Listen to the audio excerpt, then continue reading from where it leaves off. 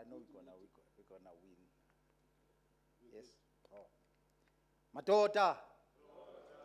Well, thank you very much, gentlemen, for coming. We welcome all of you guys that are joining us online.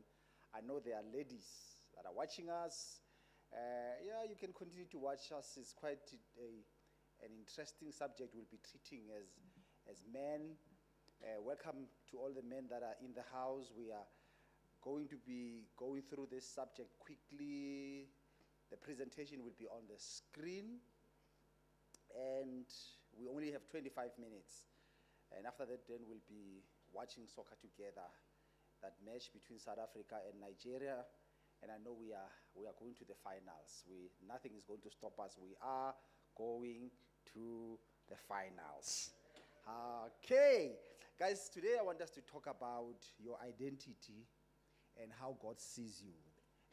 The reason we start with this, I'm quickly going to show you exactly what we did. Remember, we filled that survey, and from that survey, we got 25% of the respondents who said they are struggling with openness and emotional problems. So as we're going to try to address the issue of openness and emotional challenges, the first call is to deal with the issue of identity, is to deal with the issue of identity as men. All right? I don't want us to talk about identity first as a father, as a husband, but I want you to talk to you as an identity as a person. And then the coming weeks we'll be talking about your identity as a man. Then later we'll talk about an identity as a father, as a husband, as a career man. But I want us to talk to you about your identity as a person. Now, from the pie chart, you can see that the biggest chunk is about the issue of emotions. And in the next picture, it talks about our identity in Christ, that when Christ looks at you, he's not looking at you as John Machika and say, I love his face, I love how he does things, but he looks at you as a human being and who has potential. That's why in the book of Acts it says God is not the respecter of persons, okay, but he respects principles. So it doesn't matter where you come from, your upbringing, the level of your education. As long as you respect principles, you are bound to succeed in life. Principles, if we honor them and respect them, even people who are not Christians, if they respect principles and they live their lives according to certain principles, they are bound to succeed. That verse that is in the book of Galatians, it says, do not be deceived. God cannot be mocked. These two words, do not be deceived. God cannot be mocked. So in other words, if you think you are going to reap where you have not sown, you are deceived and you are mocking God. So you are going to reap exactly what you've been sowing. So the journey of discovering individual identity, it's a journey. It's not an easy thing to really discover who you are. Now, the first thing that people do, some go to personality tests where, you go test your personality. Are you a leader? Are you a follower? And all different kinds of tests that are available online.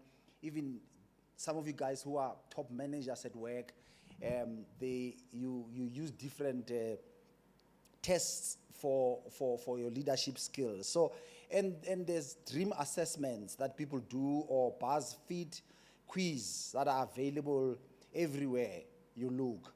That's a journey of discovery. The reason we have all these things in this church, we have a gift discovery document that we give to people who join the church and say, discover your gift so that you can function well in the church. What are your spiritual gifts? We do different kinds of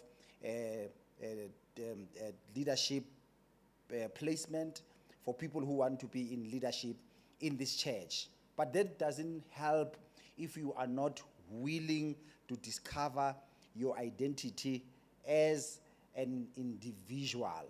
Now, it seems like everyone is searching for something to tell them. People want to know who they are, where they belong, and how they relate to the world. People want to know. People want to know, why am I here? Why was I born in that family? What is my role in this world? And in most cases, we try so hard, to have accolades, to go to school, get education, get promoted, and have titles.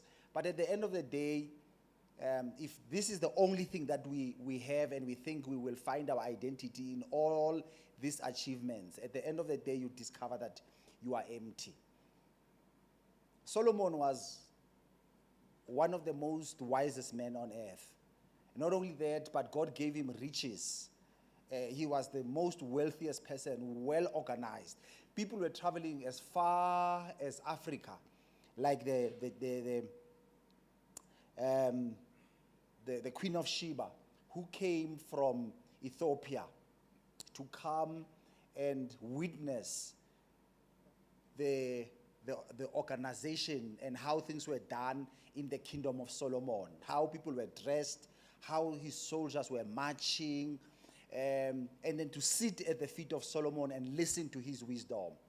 And after she sat there for weeks, we are told that she left. She came with gifts first to offer to Solomon. But after she listened to the wisdom of Solomon and observed the majesty of the kingdom of Solomon, she decided to leave everything behind and say, I really honor this man. I want to sow into his wisdom. I want to be like this man. But later Solomon, when he writes at the end of his life, he says, vanity. All these things are vanity. So I'm here to encourage you guys that if you are not in touch with your purpose in life, you are not going to be fulfilled. There are two more important days in the life of a human being: the day you were born and the day you discover why you were born. And once you deal with those two questions, all these other things don't matter. So as human beings, we've got to discover our purpose in this world. And once you discover your purpose in this world, then you will be able to locate where you need to apply yourself. I know that I have a purpose. God has a purpose about my life, to be alive in this day. Then I can locate myself that I'm supposed to be in South Africa, in the city of Emalahleni, and have a drive to go back to the township and help people who are struggling there. That is my passion. I just love going to township schools and just to embrace young people and show them love and encourage them that they can make it. It doesn't matter the levels of their education in the township schools, because majority of them did not choose to be there. They found themselves there, but there's hope for them. There's hope. 1986, some of you guys were not born. 1986, during the hype of riots, we were so discouraged. Minds were coming to our schools looking for students who were doing maths and science, and they were recruiting them for apprenticeship. And my friends, most of them left. They would recruit you from grade 10. You don't have to go and do your matric. They will send you to a TVET college to do your N1, N2, N3, and take you to Then they used to take students to Olifantsfontein to write their trade test. And I was about to give in. And they invited this man to come and speak to students. He was invited by students to come and speak to students. He was the first black engineer in Emalahleni. This guy came, it was like the hundreds of us listening to this guy, telling us, about his story, how he got his degree in Malawi, to come back and work for Highveld Steel as the first black engineer, the challenges he went through. This man, he was talking to a lot of students, but I felt on that day, he's actually speaking to me. And from that day, I made up my mind, I am not going to stop at grade 10. I'm going to finish my matric, and I'm going to proceed and go to university. He did not know, he died even not knowing this story, that he came to our school, and he specifically, I felt he came just for me. So you've got to discover your purpose. One day when I meet him in heaven, he will not know that he helped a young boy who was on the brink of giving up on his purpose. And God used him to encourage me. So once you discover your purpose, some of the things you will know them, but some of them you will not even know them on this side of heaven. There will be a lot of people you influence that you will not meet in your lifetime. Some of the stuff you will hear about them when those people are gone, from third, fourth parties. And they say there was a man who came and he helped us. There was a boy who came and he influenced us. And some of these people are just watching you at the distance. When you are living your life and you are living out your purpose, somebody is getting encouraged by what you are doing. So discover your purpose. For me, that is very, very important, to know your identity. Okay? And if your identity is based on the car you drive, the clothes you wear, the day those things are taken away from you, then your life is going to crumble. But if your identity is based on your purpose, all these other things can be taken away. You will still live your life with a drive, with an impetus, because you know your purpose. Yesterday, I had a friend who came to visit me from Midrand, and we were sitting and talking, and he was talking about, he started narrating a story about a guy in Soweto that I met in Tampa, Florida, 4 years ago. This is a South African guy we met in the US, in Florida. And he was telling me that this guy, he's back preaching on the streets, getting people back into the church. And I said to him, I respect this man because he had a tragedy, people left. And I said, because he knows what worked when he started, he went back to the basics. It's not like someone when you are up there and catastrophe happens and you lose everything. If you did not build something from the ground, you might not know how to rebuild it. But if you once build something from the ground and it comes down, you will be able to rebuild it again.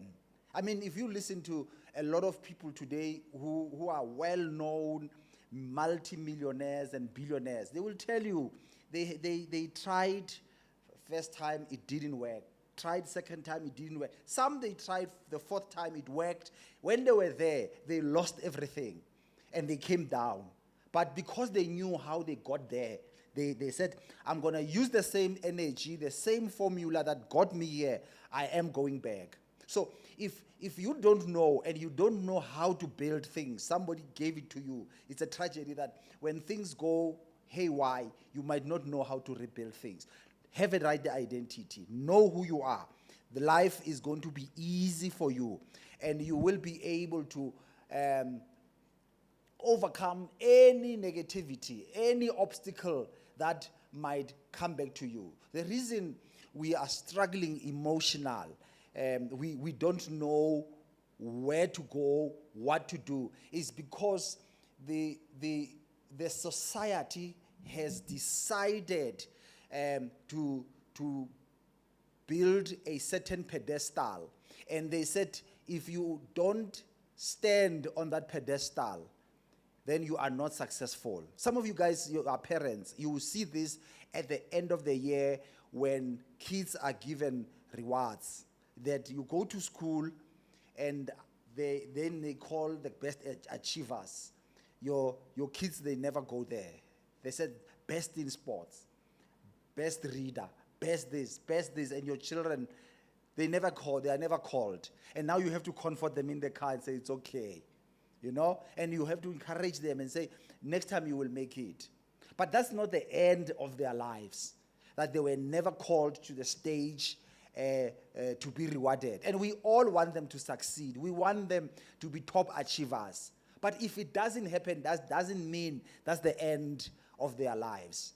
There's a second chance in life. It might not be through academic achievement. It might be somewhere else, but we all have an ability to succeed. And whatever you do, ladies and gentlemen, you know, in this slide, unfortunately, I think the last slide, Kifense, it shows your finger print, that whatever you do, you need to really leave your identity. When people said there was John Machiga, who worked for this company, they need to remember you for the excellent work you did. Whether in the morning when you start with a shift, you are there greeting people, asking them, how are you, how's your family? People will remember you for that. You know, but there must be something that helps you to leave a mark. When we talk about identity, what are we talking about? In Genesis 1, verse 26, God said, let us make man in our image.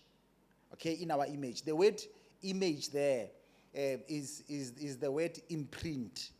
And the word imprint means a mold. So when God says, let's make man in our image, God was saying, let's make man in our mold.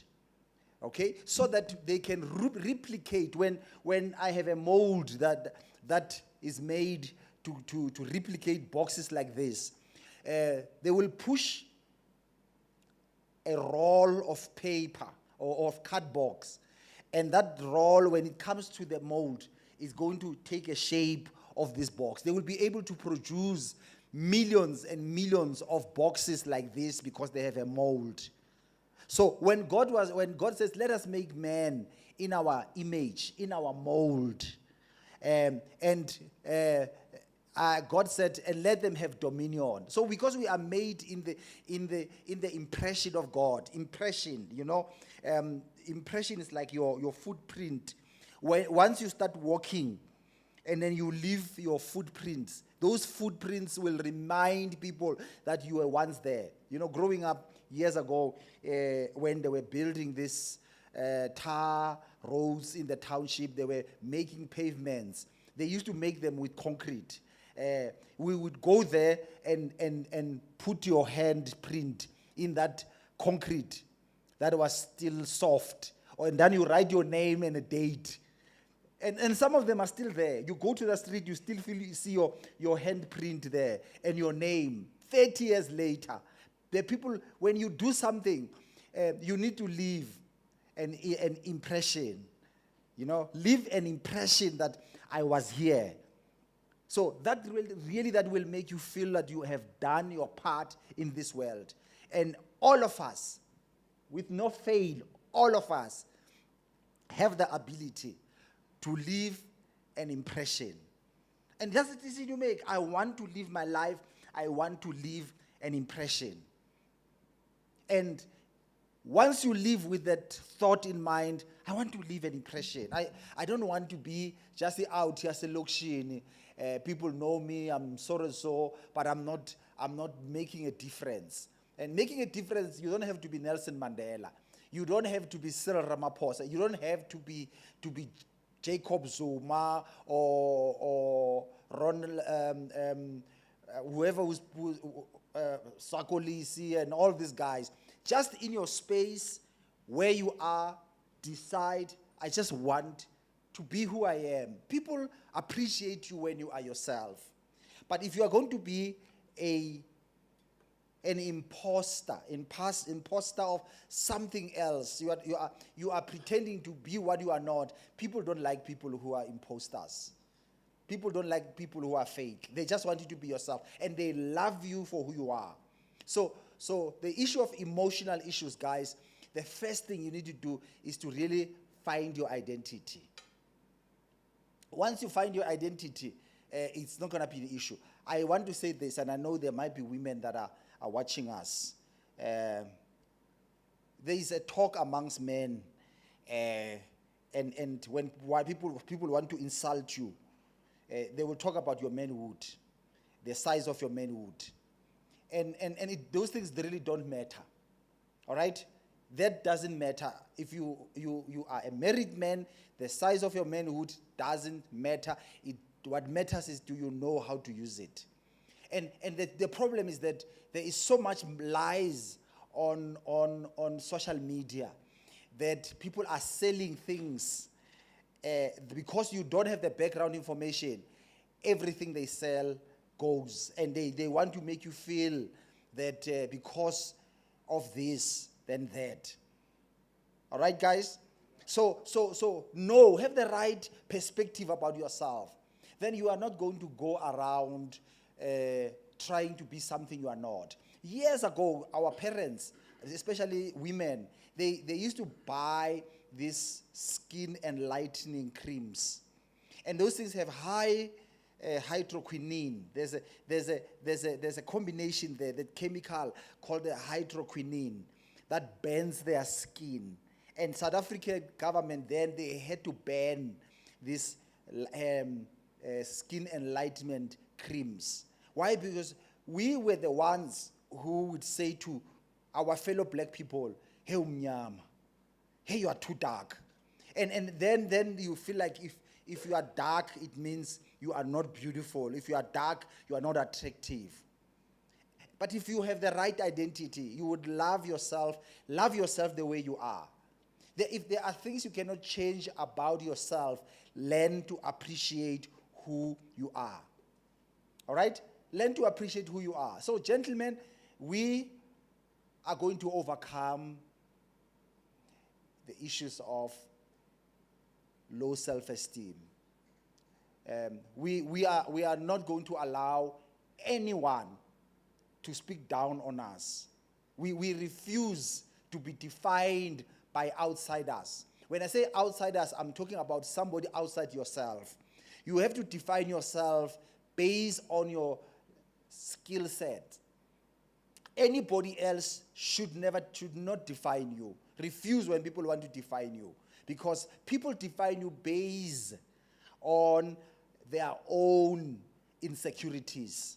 People are actually projecting their own fears, and then they don't want to put a self-introspection, so they want to project it on you. But when the person is struggling with self-esteem, we must refuse these things in the name of Jesus. We must refuse these things in the name of Jesus. So I want to say to all of you guys, we will continue next week on the issue of identity. We are going to deal with the issue of identity as human beings.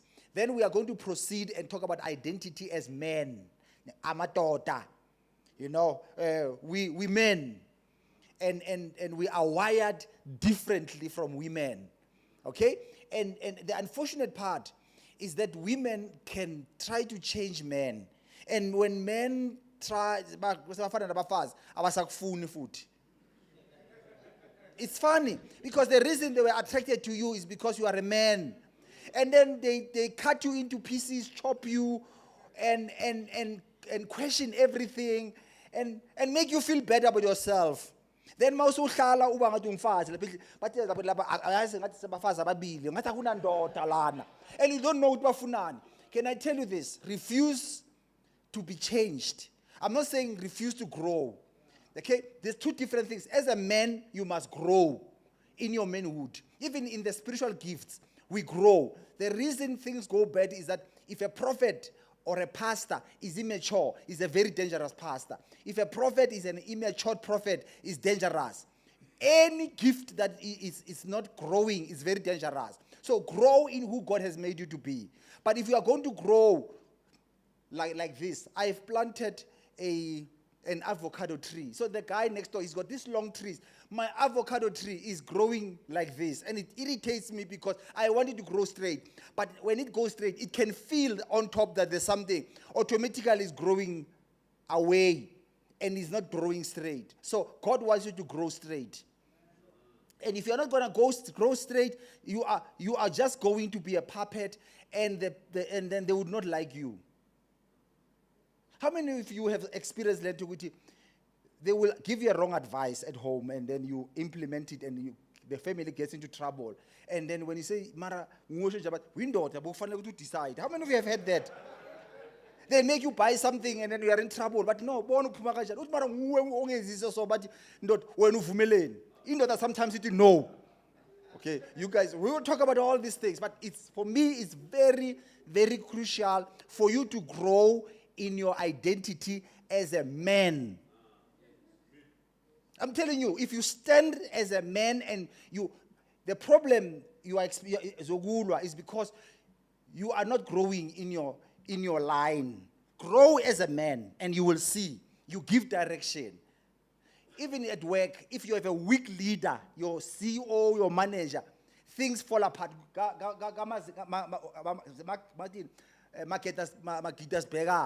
if the leader is strong, they might not like him at the time, but at the end of the day, when we all look at these places, there's order there because there's a strong leader. All right, we're done. God bless you guys. We are going to watch Bafana